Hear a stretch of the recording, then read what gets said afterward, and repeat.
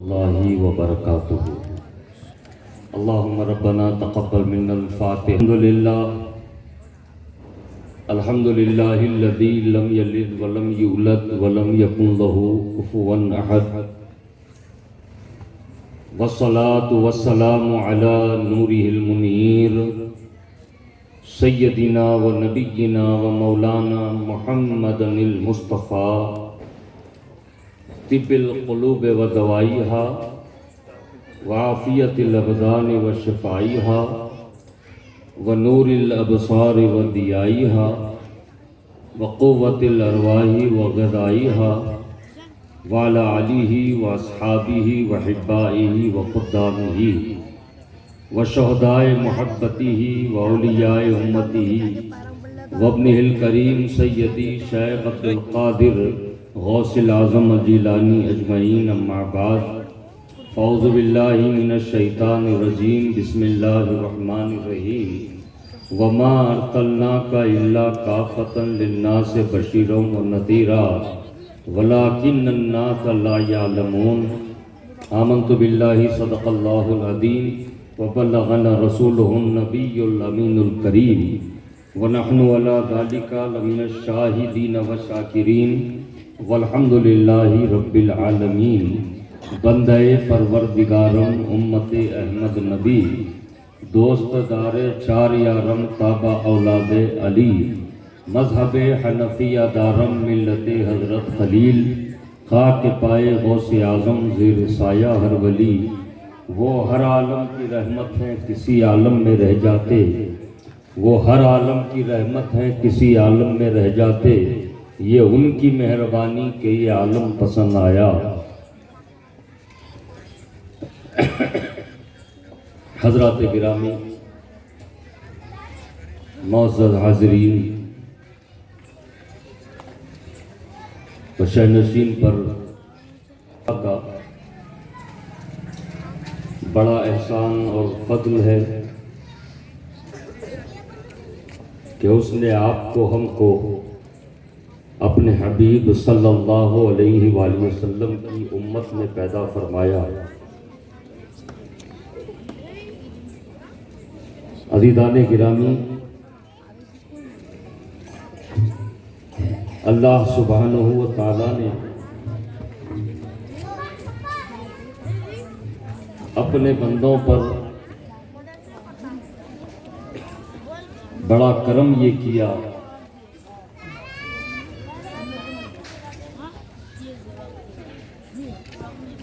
کہ اپنے بندوں کی ہر ضرورت کو پورا فرمایا۔ انہیں ہوا کی ضرورت تھی تو ہوا کا بندوبست ہوا، انہیں رزق کی ضرورت تھی تو اللہ نے زمین سے رزق اگایا۔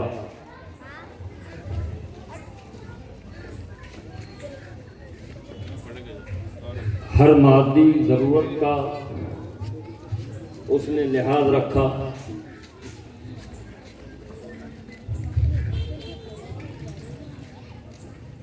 اپنے بندے کی ضرورت کو وہ بندے سے زیادہ سمجھنے اور جاننے والا ہے۔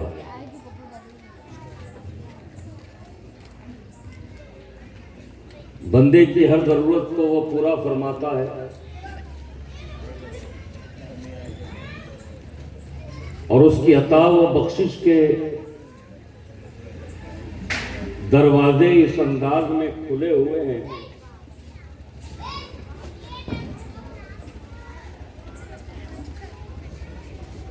کہ بندے کو ضرورت بعد میں ہوتی ہے، پہلے ہی اللہ اس کا بندوبست فرماتا ہے۔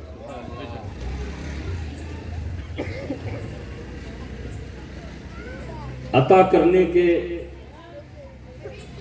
مختلف جہتیں ہیں۔ اس کا ایک عطا کرنا اس لیے ہوتا ہے کہ یہ میری مخلوق ہے، میں نے اسے پیدا کیا، اس کی ذمہ داری میں نے لی ہے، لہذا اس کو عطا کرتے چلے جاؤ۔ ایک عطا کرنا ہوتا ہے بندگی کے برکتوں سے کہ یہ میری مخلوق ہے، میرا بندہ ہے، میری توحید کو مانتا ہے، میرے بھیجے ہوئے نبیوں رسولوں کو مانتا ہے، میری نازل کی ہوئی کتابوں کو مانتا ہے، لہذا یہ میرا بندہ ہے، اس کی کوئی ضرورت باقی نہ رہے، وہ عطا کرتا چلا جاتا ہے۔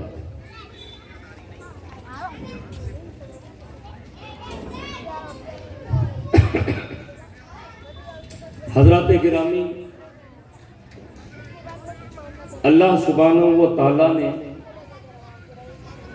جہاں اپنے بندوں کی ہر مادی ضرورت کا بندوبست فرمایا، وہیں پر اللہ سبحانہ و تعالیٰ نے ان کی ہدایت کا، ان کی رہنمائی کا، ان کی رہبری کا بندوبست بھی فرمایا کہ اپنے نبیوں کو، رسولوں کو مبعوث فرماتا رہا۔ کم و بیش 1,24,000 پیغمبر اللہ تعالیٰ نے اس دنیا میں مبعوث فرمائے۔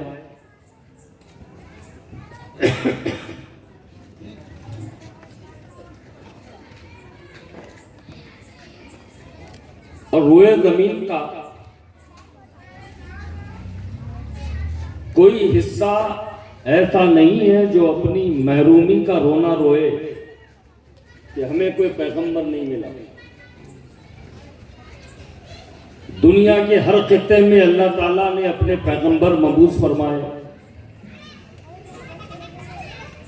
اور کوئی زمانہ اللہ تعالیٰ کے پیغمبروں کی برکت سے محروم نہیں رہا۔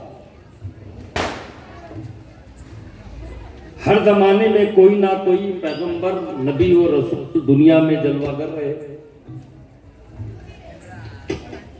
بندگان خدا کو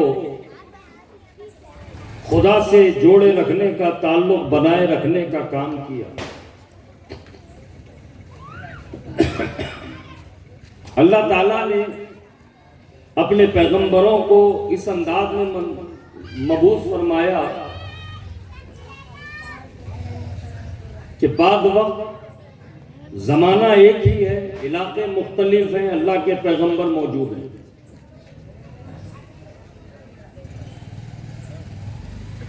اگر پیغمبران کرام کی تاریخ دیکھیں تو ہمیں اندازہ ہوگا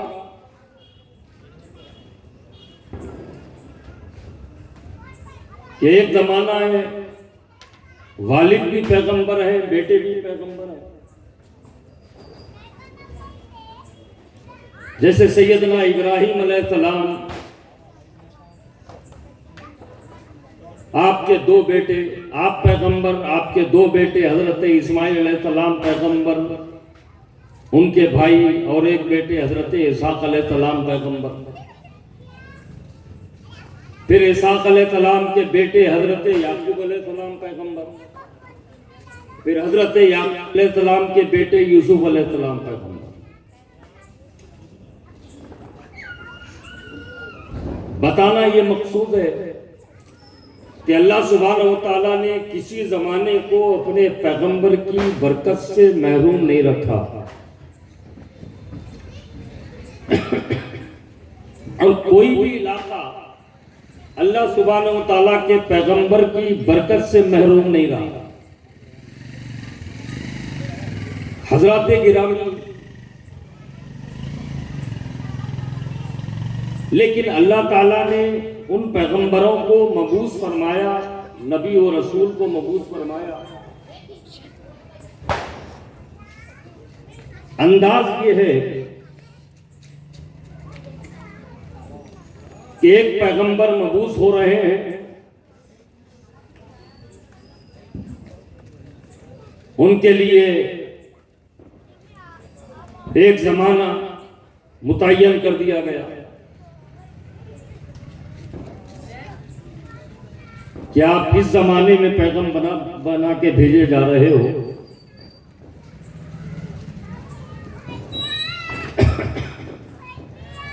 پیغمبر کے لیے علاقہ مخصوص کیا گیا کہ آپ اس علاقے کے لیے پیغمبر بنا کے بھیجے جا رہے ہو. قومیں مخصوص کی گئی، کوئی گوروں کے لیے پیغمبر ہے تو کوئی کالوں کے لیے پیغمبر ہے تو کوئی گڈوں کے لیے پیغمبر ہے تو کوئی لمبوں کے لیے پیغمبر ہے. قوم بھی مخصوص تھی.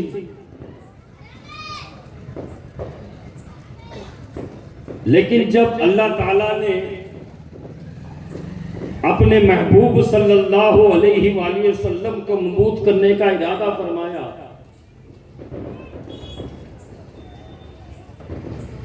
تو 500 سال کا عرصہ ہے کہ ایسا ہے کہ پیغمبر کوئی نہیں ہے. عیسیٰ علیہ السلام آئے، اٹھا لیے گئے. عیسیٰ علیہ السلام کے اٹھائے جانے کے بعد 500 سال تک کوئی پیغمبر دنیا میں مبعوث نہیں ہوا. عیسیٰ علیہ السلام کی ہی لائی ہوئی شریعت چلتی رہی، ابراہیم علیہ السلام کا دین چلتا رہا. 500 سال کے بعد حضور صلی اللہ علیہ وآلہ وسلم کی جلوہ گری ہوئی. اب جب حضور کی جلوہ گری ہوئی تو جو اللہ تعالیٰ نے تمام پیغمبروں کے ساتھ جو معاملہ فرمایا کہ ایک زمانے کے لیے، اتنے زمانے کے لیے آپ پیغمبر ہو، اس قوم کے لیے آپ پیغمبر ہو، اس علاقے کے لیے آپ پیغمبر ہو. جب حضور کی جلوہ گری ہوئی تو یہ سارے قیود ہٹ گئے. اے محبوب، ہر زمانے کے لیے آپ پیغمبر بنا کے بھیجے جا رہے ہو، اور اے محبوب ہر علاقے کے لیے آپ پیغمبر بنا کے بھیجے جا رہے ہو، اور اے محبوب ایک قوم دو قوم کے لیے نہیں بلکہ ساری انسانیت کے لیے بشیر و نذیر بنا کے بھیجے جا رہے ہو. ساری پیغمبری، سارے پیغمبر کے علاقے مخصوص ہیں، زمانے متعین ہیں، قومیں مخصوص ہیں. لیکن جب حضور پاک صلی اللہ علیہ وآلہ وسلم کی باری آئی تو یہ ساری قیدیں ختم ہو گئی. اسی لیے تو کہنے والے نے کہا وہ ہر عالم کی رحمت ہے، کسی عالم میں رہ جاتے، یہ ان کی مہربانی کہ یہ عالم پسند آیا. ہر زمانہ حضور کا، حضور چاہتے تو جس زمانے میں چاہتے جلوہ گر ہوتے. حضور چاہتے تو جس قوم میں چاہتے تو جلوہ گر ہوتے. حضور کا ہم پر بڑا کرم ہے، حضور کا ہم پر بڑا احسان ہے کہ حضور نے یہ زمانہ پسند فرمایا اور ہمیں اپنی امت میں لینا پسند فرمایا. حضور کا، انسانیت کا ہر فرد حضور کی امت، سب کے لیے رسول بنا کے بھیجے گئے، سب کے لیے نبی بنا کر بھیجے گئے، سب کے لیے بشیر اور نذیر بنا کر بھیجے گئے. اب جو حضور کو مانے حضور اس کے لیے بھی رسول ہیں، حضور کو جو نہ مانے حضور اس کے لیے بھی رسول ہیں، حضور کو جو جانے حضور اس کے لیے بھی رسول ہیں، حضور سے جو انجان بنے حضور اس کے لیے بھی رسول ہیں. انسانیت کا کوئی طبقہ ایسا نہیں ہے کہ حضور صلی اللہ علیہ وسلم جس کے لیے رسول بنا کے نہیں بھیجے گئے، بشیر و نذیر بنا کے بھیجے گئے.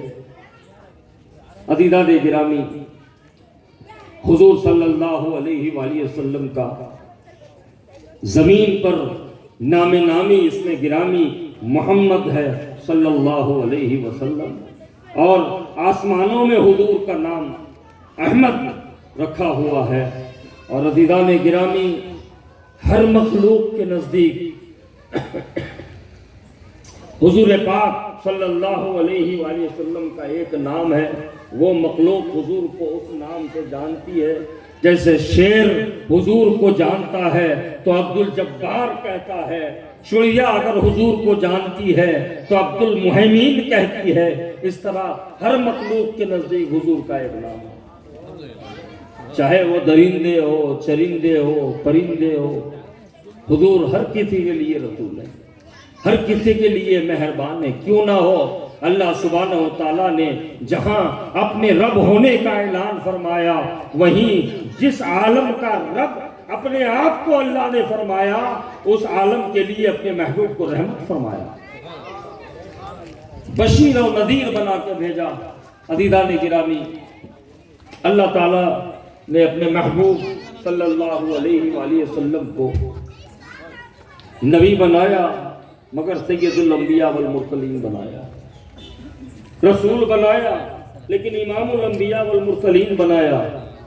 اور اللہ تعالیٰ نے اپنے محبوب صلی اللہ علیہ وآلہ وسلم کی عظمتوں کا بیان اس طرح کیا کہ اللہ تعالیٰ نے جتنے پیغمبر کے نام قرآن میں لیے، ان کے نام لے کر فرمایا، لیکن جب بات حبیب کی آئی تو اللہ نے کہیں اپنے محبوب کو یاسین کہا، کہیں طہا کہا، کہیں مدثر کہا، کہیں مزمل کہا، کہیں اللہ تعالیٰ نے رحمت للعالمین کہا، تو عزیزان گرامی کہیں بشیر و نذیر کہا۔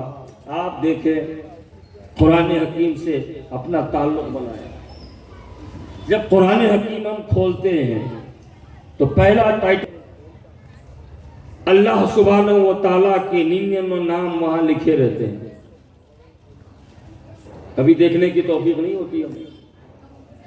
اور جب قرآن ختم کرتے ہیں تو آخری صفحہ جب آتا ہے تو عزیزان گرامی یہ قرآن شائع کرنے والوں کا احسان ہے کہ انہوں نے اللہ کے کلام سے پہلے اللہ تعالیٰ کے اسماء پاک رکھے ہیں، اور قرآن جب ختم ہوتا ہے تو حضور کے 99 نام موجود ہیں۔ اللہ تعالیٰ کے 99 نام اس کی صفات ہے، حضور پاک صلی اللہ علیہ وآلہ وسلم کے 99 نام حضور صلی اللہ علیہ وسلم کی صفات مبارکہ۔ اللہ سبحانہ و تعالیٰ نے اپنے محبوب کو جن پیارے پیارے القابات سے نوازا ہے، قرآن کے آخر میں شائع کرنے والوں نے اس کو بھی جمع کر دیا تاکہ قرآن پڑھنے والے کو اس بات کا احساس رہے کہ وہ کیسے اللہ، کیسے صفات، کیسی پاک صفات رکھنے والے رب کا وہ کلام پڑھ رہا ہے۔ اور جب قرآن ختم کرے تو حضور کے پیارے پیارے القاب دیکھے اور اسے اس بات کا اندازہ رہے کہ جس ذات مبارک پر اللہ نے کلام نازل کیا وہ کیسے کیسے صفات کی حامل ہے۔ بشیر خوشخبری دینے والا، نذیر ڈرانے والا۔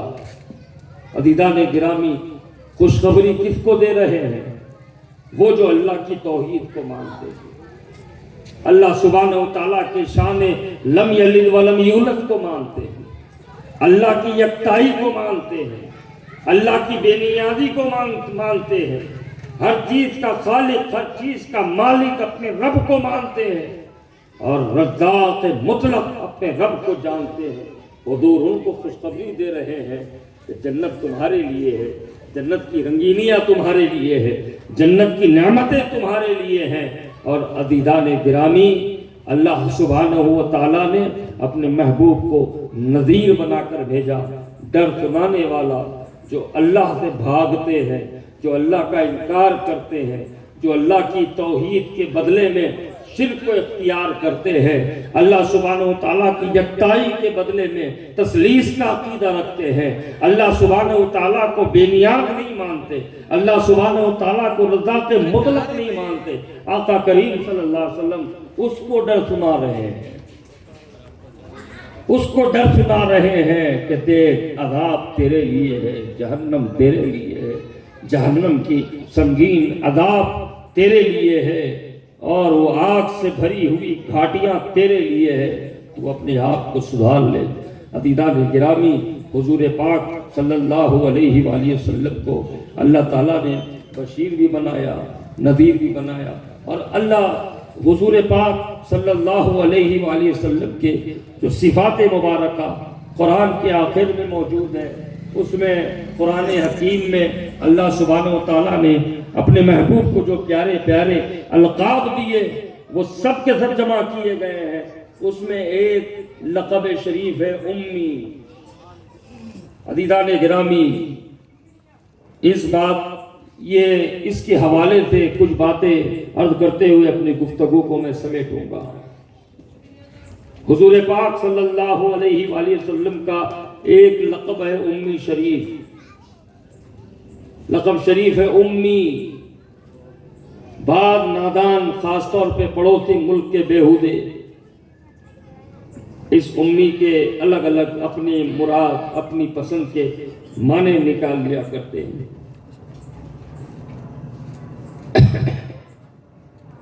لیکن حقیقت یہ ہے کہ یہ امی کا جو لقب شریف ہے یہ میرے آقا صلی اللہ علیہ وسلم کی شان کو بتانے والا ہے، اور اسی امی کو لے کر آقا کریم صلی اللہ علیہ وآلہ وسلم کی شان اقدس کو گھٹانے کی کوشش کی جا رہی ہے۔ وہاں کے مولوی تو جو کرتے ہیں وہ کرتے ہیں، یہاں کے سابق میں آج ان کی جماعتیں بنی ہوئی ہیں، ان کے فرقے بنے ہوئے ہیں، ان کے جو سرگروہ ہیں، ان کے جو سربراہ و سردار ہیں، ان کا بھی امی شریف کو لے کر کچھ ایسا ہی عقیدہ تھا کہ آپ ماد اللہ حضور پاک صلی اللہ علیہ وآلہ وسلم ان پڑھ ہے۔ العیاذ باللہ۔ عزیزان گرامی، یہ امی کا جو لقب شریف ہے یہ میرے آقا صلی اللہ علیہ وآلہ وسلم کی عظمت اور شان کو بتانے والا ہے۔ ایک ہمارے بہت بڑے عالم ہیں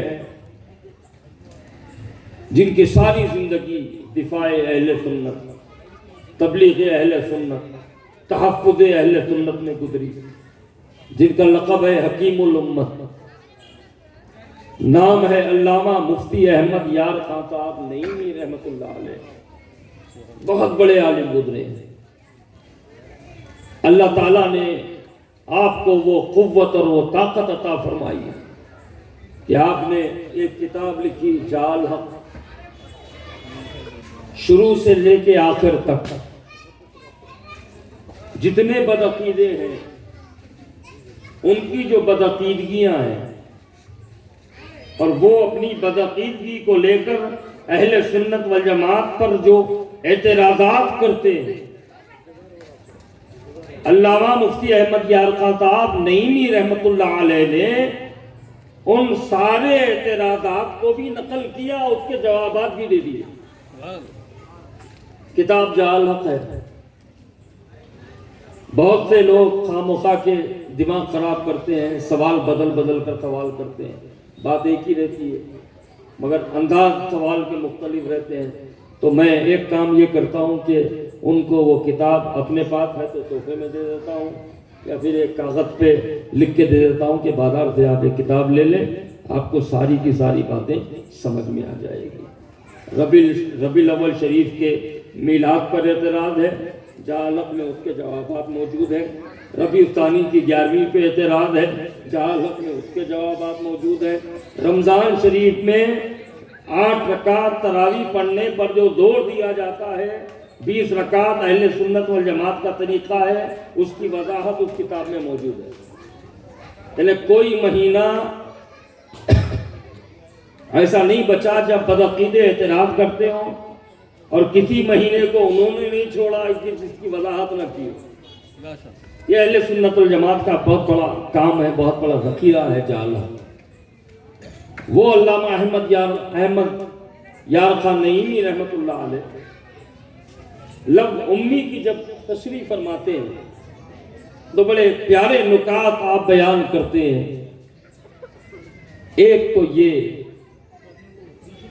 کہ امی سے مراد ام القروی، یعنی مکے کے رہنے والے، دنیا کا جو سینٹر پوائنٹ ہے آج دنیا کی ریسرچ کی گئی، کلاٹیاں مارے گئے، غوطے لگائے گئے کہ کچھ تبدیلی ہو، لیکن تبدیلی نہیں لا جا سکی، اور دنیا گھٹنا ٹیک کر یہ کہنے پر مجبور ہے کہ دنیا کا سب سے بڑا مرکزی مقام وہ ہے جہاں کعبۃ اللہ شریف موجود ہے۔ اور مکہ معظمہ کا پرانا نام ہے ام القری، یعنی شہروں کی قدموں کی ماں۔ تو امی سے ایک مراد ہے ام القروی، یعنی مکے کے رہنے والے، اور امی کا ایک مطلب ہے جڑ، یعنی حضور پاک صلی اللہ علیہ وآلہ وسلم کائنات کی اصل ہے، کائنات کی جڑ ہے، کائنات کے مخصوص ہیں، کائنات کے مقصود ہیں۔ اللہ سبحانہ و تعالیٰ کائنات کا خالق و مالک ہے، تو اللہ تعالیٰ نے کائنات کو اپنے محبوب کے لیے بنایا۔ ایک امی کا مطلب حضور پاک صلی اللہ علیہ وسلم کائنات کی اصل ہے، اور ایک امی کا مطلب ہے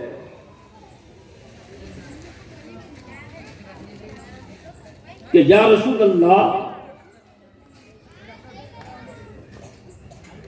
آپ جتنی عظمت والے ہیں۔ امی کا ایک مطلب یہ ہے کہ ماں والے۔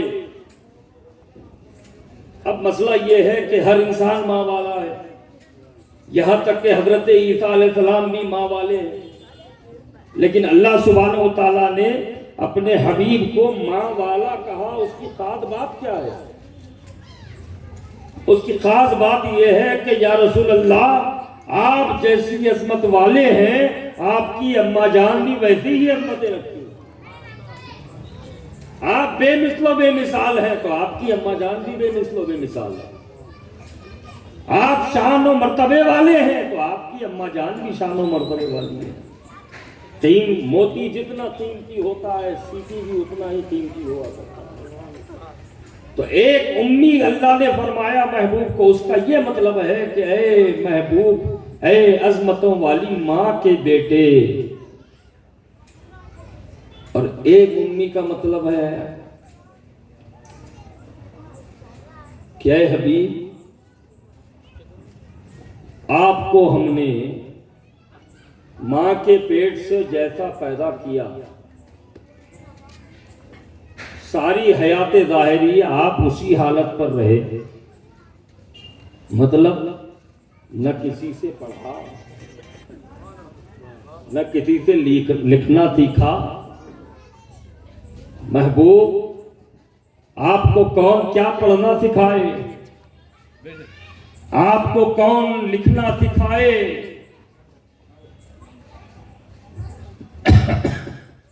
آپ کو پڑھانے والا رب اپنا آپ کا رب ہے، اور آپ اپنے رب کے پڑھے ہوئے ہیں، اور جو رب کا پڑھا ہوا ہے وہ شان امیت والا ہے۔ یہ حضور صلی اللہ علیہ وسلم کے القاب میں سے ایک پیارا لقب ہے۔ عزیزان گرامی، پھر اللہ سبحانہ و تعالیٰ نے فرمایا وَلَكِنَّ أَكْثَرَ النَّاسِ لَا يَعْلَمُونَ۔ آپ کی جو عظمتیں ہیں، آپ کا جو مقام ہے، آپ کی جو شان ہے، آپ کی جو عزت ہے، آپ کی جو مرتبت ہے، آپ کی جو بلندی ہے، آپ کا جو مقام ہے، یا رسول اللہ اکثر لوگ نہیں جانتے کہ آپ کیا ہو۔ کسی کو اپنی طرح نظر آتے ہیں، کوئی رشتے میں آپ کو بڑا بھائی بنانے چلا، کوئی آپ کو کچھ بنانے لگا، کوئی آپ کو کچھ بنانے لگا۔ محبوب، ہم نے آپ کو بشیر و نذیر بنا کر بھیجا ہے، اپنا محبوب بنا کر بھیجا ہے، کائنات کے لیے رسول بنا کر بھیجا ہے، ساری انسانیت کے لیے رسول بنا کر بھیجا ہے۔ آنے میں تو سب سے آخر میں ہے، پیدا ہونے میں سب سے پہلے ہے۔ دنیا میں آئے نبی بن کر، لیکن امام الانبیاء والمرسلین ہے۔ دنیا میں آئے رسول بن کر، لیکن سید الانبیاء والمرسلین ہے۔ محبوب، آپ بڑی شان والے ہیں، آپ بڑے مقام والے ہیں، آپ بڑے رتبے والے ہیں، آپ کی عظمتیں ہر کسی کی سمجھ میں نہیں آتی۔ آپ کی عظمت کو، آپ کی شان کو تو بس وہی سمجھے گا جس پر اللہ کا فضل ہوگا، جس پر اللہ کا کرم ہوگا۔ یہ جو میلاد شریف کا جلسہ ہے، یہ فیضان غوث اعظم کا جلسہ ہے۔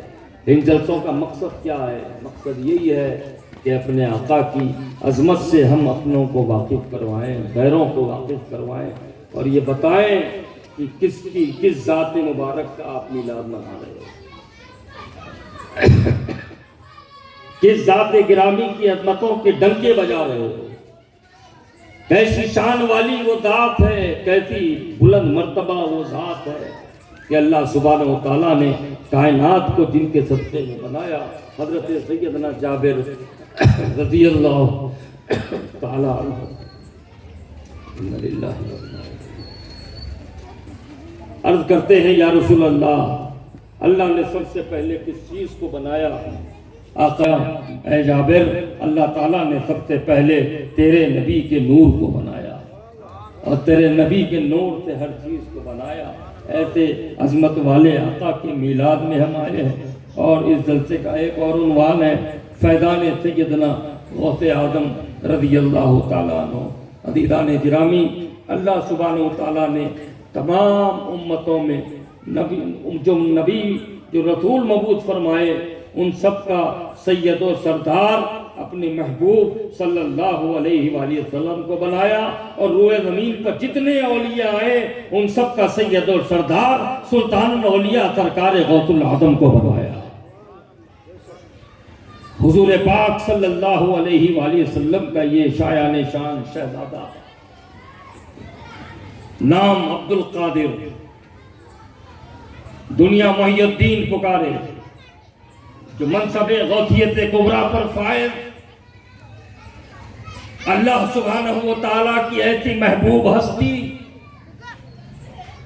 کہ حضور پاک صلی اللہ علیہ وآلہ وسلم کے اس شہزادے کو اللہ تعالیٰ نے وہ مرتبہ، وہ مقام، وہ رتبہ عطا فرمایا کہ خود سرکار غوث الاعظم فرماتے ہیں کوئی انسانوں کا پیر ہے تو کوئی جناتوں کا پیر ہے، کوئی کسی کا پیر ہے، کوئی کسی کا پیر ہے، لیکن عبد القادر نے اپنی ہر مخلوق کا پیر اپنے عبد القادر کو بنایا ہے۔ یہ سرکار غوث اعظم رضی اللہ تعالیٰ عنہ ہے۔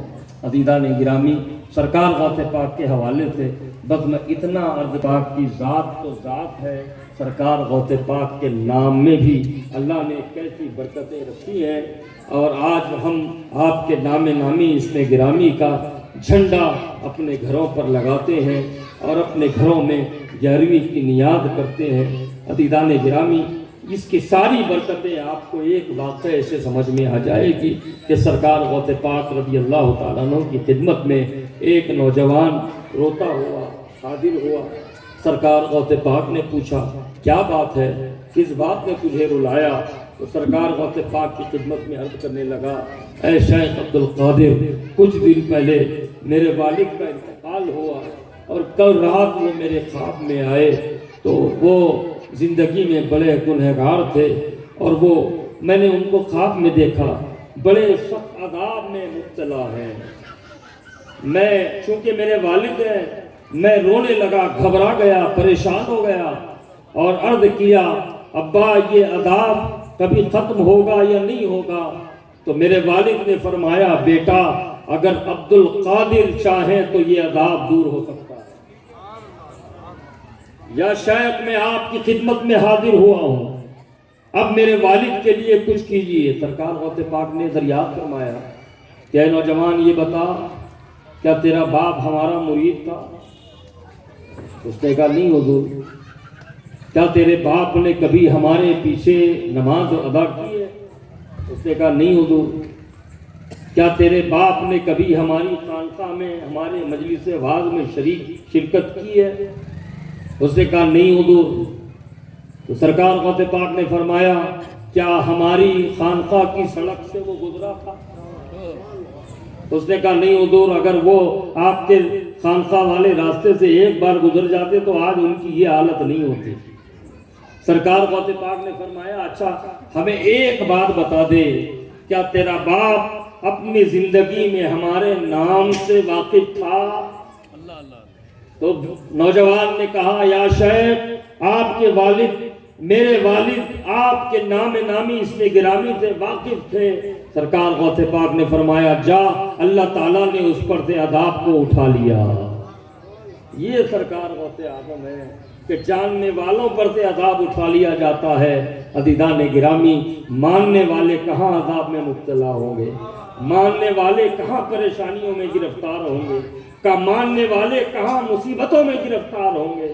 ہمارے گھروں پہ جو آپ کا نام نامی اس میں گرامی کا جھنڈا لگتا ہے، عزیزان گرامی، یہ ایک ایسی تعویذ ہے کہ دکھنے والی بلا بھی نہیں آتی، چھپی رہنے والی بلائیں بھی ہمارے گھر سے پلٹ کے چلے جاتی ہیں۔ یہ سرکار غوث پاک رضی اللہ تعالیٰ عنہ کا معاملہ ہے۔ اللہ سبحانہ و تعالیٰ آپ کے ہمارے یہاں جمع ہونے کو، شرکت کو، حاضری کو قبول و منظور فرمائے۔ مولا تعالیٰ اس جلسے کی برکتوں سے اہلیہ محلہ کو، ذمہ داران کمیٹی کو اور حاضرین جلسہ کو خوب نوازے۔ السلام علیکم ورحمۃ اللہ وبرکاتہ۔